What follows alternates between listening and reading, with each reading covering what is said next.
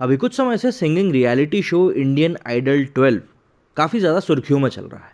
और सुर्खियों में चलने का कारण कोई अच्छा ही नहीं है। वैसे तो रियलिटी टीवी शोज़ की सबसे बड़ा टीआरपी का कारण होता है कंट्रोवर्सी।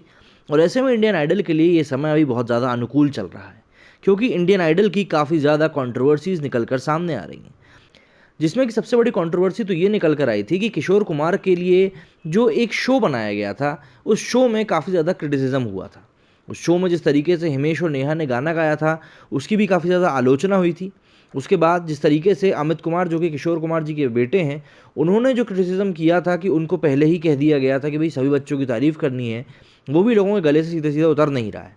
और जाहिर तौर पे बात है, इस बात को लेकर भी कई लोग कह चुके हैं कि इंडियन टीवी रियलिटी शोज़ में अधिकतर परफॉर्मेंस से ज़्यादा लोगों के बैकग्राउंड को तवज्जो दी जाती है, क्योंकि पूरा खेल टीआरपी का होता है। जिस चीज़ को दिखाने से टीआरपी ज़्यादा मिलती है, ये लोग वही चीज़ दिखाते हैं।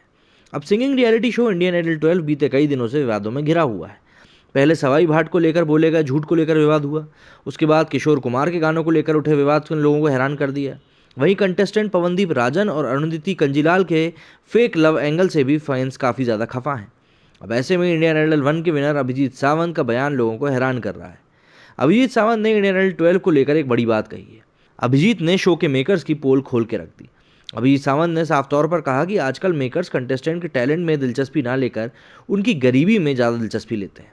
उन्हें ये जानने में रुचि है कि कंटेस्टेंट जूते पॉलिश कर पाता है या नहीं, या वो कितना गरीब है और उसकी ज़िंदगी में कितनी ज़्यादा ट्रेजेडी हुई है। आज तक से हुई बातचीत में अभिजीत ने कहा कि रीजनल रियलिटी शोज़ में सिंगर की आवाज़ और टैलेंट पर ध्यान दिया जाता है, मगर इस नेशनल शो में ऐसा नहीं होता। यहाँ कंटेस्टेंट की दर्द भरी कहानियों को बनाया जाता है, लव इंटरेस्ट वाली बातें परोसी जाती हैं। ये सारी बातें कंटेस्टेंट पर छोड़ देनी चाहिए। वे अगर सहज महसूस करते हैं तो इस बारे में बातें करना चाहिए, वरना रहने देना चाहिए। अभिजीत ने आगे कहा कि मैं एक बार सीज़न के दौरान लिरिक्स भूल गया था। मैंने गाना बीच में ही छोड़ दिया था। ऐसे में वहाँ मौजूद जज ने मुझे फिर से गाने का मौका दिया था। अगर यही आज होता तो बिल्कुल टीवी ड्रामे के स्टाइल में बिजली चमकती और कई तरह के इफेक्ट होते, बार बार रिपीटिशन पे इसको दिखाया जाता और कई बार तो प्रोमोज में भी ऐड कर दिया जाता। बता दें कि फिलहाल इंडियन आइडल 12 में कुल 9 कंटेस्टेंट बचे हैं। इनमें पवनदीप राजन, मोहम्मद दानिश, आशीष कुलकर्णी, अरुणिति कंजीलाल, सवाई भाट, षणमुख प्रिया, सयाली कामले, अंजलि गायकवाड़ और निहाल तारे शामिल हैं।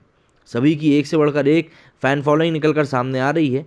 लेकिन बार बार जिस तरीके के विवाद इंडियन आइडल 12 से जुड़ते जा रहे हैं, उसके बाद इसकी आलोचना बढ़ती जा रही है। लेकिन मैंने कहा ना, एक क्रिटिसिज्म या आलोचना जितनी ज़्यादा रियलिटी शोज़ की होती है, ऐसा माना जाता है कि रियलिटी शोज़ को टीआरपी उतनी ही ज़्यादा मिलती है। तो ऐसे में ये एक तीर से दो निशाने वाला काम है।